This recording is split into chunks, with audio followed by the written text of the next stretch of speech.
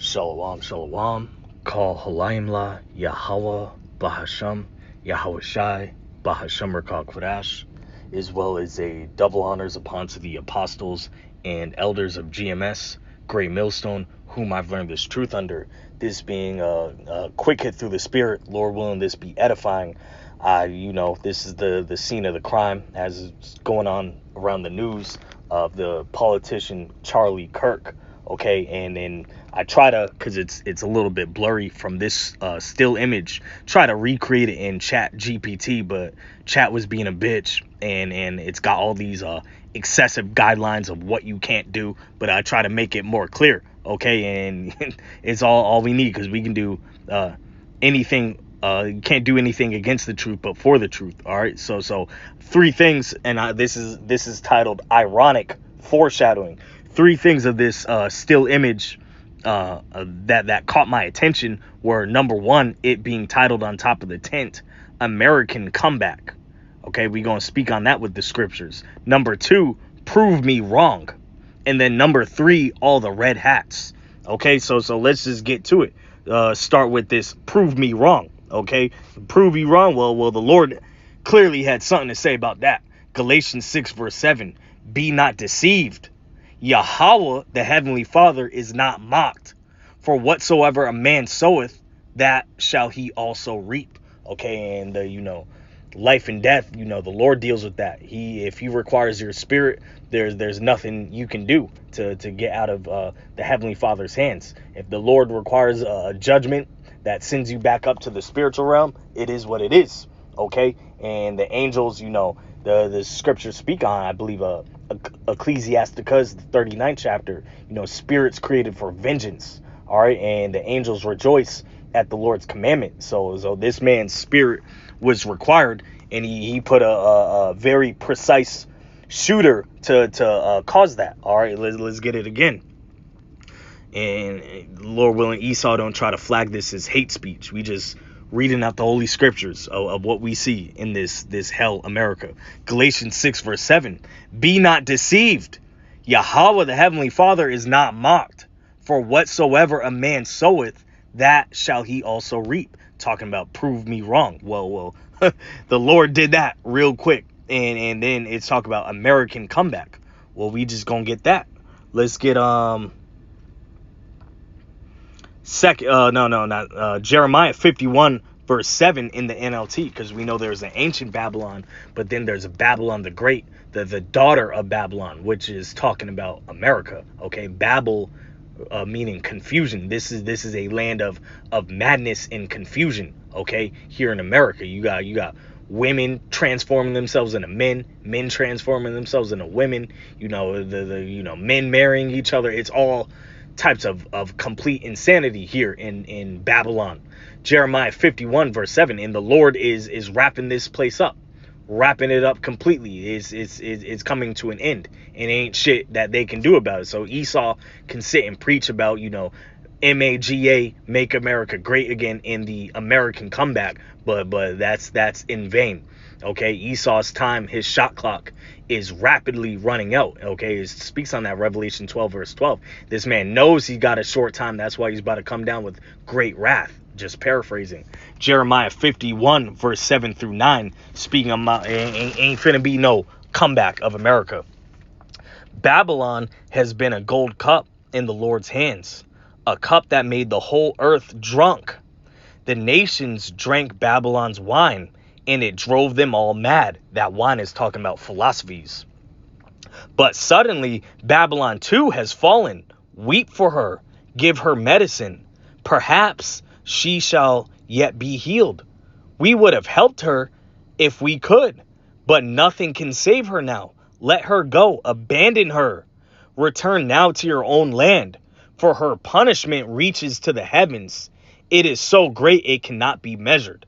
Okay, and it speaks on that in Isaiah the 13th chapter about, men going back to their own countries, their own lands. Okay, and all that are joined unto Esau gonna fall by the sword. Okay, and this is what we're seeing, man. This place is rapidly circling the drain. Okay, let's get another one where we're seeing Esau's kingdom come to an end. And as I've been bringing it out a lot lately. Second Ezra 6 verse 9. For Esau is the end of the world, Jacob is the beginning of it that followeth. And that, let me get this. Job 14 verse 5. Seeing his days are determined, the number of his months are with thee. Thou hast appointed his bounds that he cannot pass. Okay, and that reminds me of Revelation, the 20th chapter, talking about, Esau being loosened out of his cage for a little season. His season of his reign of terror, his season of wickedness is coming to an end. It is coming to a twilight, where we're in the closing chapter of his reign of terror and wickedness on the earth, his reign of bloodshed. Okay, and he can promote all this. No, we got more on deck, but you don't. Is all downhill from here. Okay, and that's just the beginning. Speaks on that in Lamentations, the 4th chapter. Okay, Esau, your punishment is just beginning. And then, the third, which I thought was very ironic, was all these red hats. We know red, the color red, can be symbolic to blood and war. Okay, and Esau, Edom, this is a man of blood. This is a man of war. This is a man of bloodshed. He don't draw the sword in vain. It's nothing for him to clap something. It's in his nature to shoot, rob, kill, steal. Okay, and we gonna start with that color red. Revelation 6 verse 4. And there went out another horse that was red, and power. Let's get back to this picture. All these red hats. And there went out another horse that was red, and power was given to him that sat thereof to take peace from the earth, and that they should kill one another. And there was given unto him a great sword. And what's the modern day sword? These guns. Okay, and what are we seeing all around the world? People just slaying each other. All types of shootouts. There's just not only this event that happened today. There's another school shooting. Okay, you had a actual literal sword. Some crazy ass nigger stabbed this Edomite woman on the train in Charlotte, North Carolina. These people.